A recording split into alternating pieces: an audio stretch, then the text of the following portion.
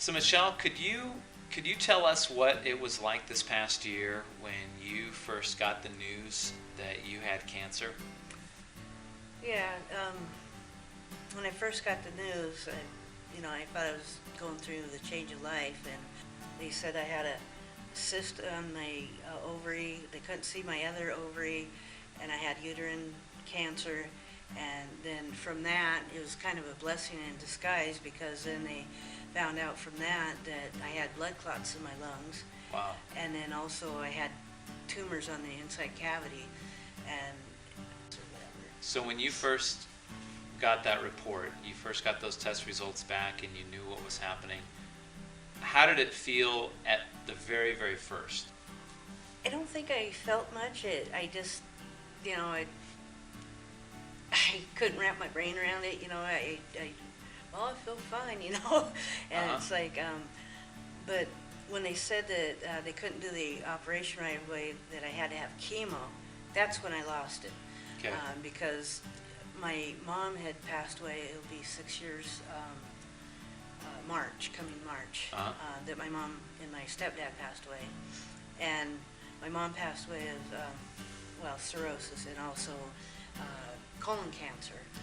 And so that really scared me. Yeah. So I cried. I was kind of worried about it, but the doctor reassured me, said that I was young and that I'm pretty healthy, and that I should be okay with doing the chemo. And so I figured, well, okay, God, I'm trusting you to help me. And so that's what I did. I trust the doctors that they know what they're talking about. So I just kind of went forth from there. How did you lean on God during that time? Well, I have a personal relationship with Jesus Christ, and I go to a fine church, a great church, wonderful people, and the way I leaned on God was to just let Him wrap His arms around me, know that I was loved by Him, and friends and people I consider family, and I, received prayer from my church and other friends, and because I think you came to the prayer meeting at least once or twice, and you let us actually physically hands-on prayer and ask God to make this cancer go bye-bye. Yeah. And so I know that was a part of it, but a lot of us were praying daily throughout that whole Just time. in daily prayer and meditation, reading that upper room really helped guide me. And then I also go to another 12-step group that gives me wonderful support and lots of friends that I never knew was possible. Yeah. And they all pray for me and everything too, and guide me. So, and just sitting down and facing what's in front of me and asking God to take care of it and trusting.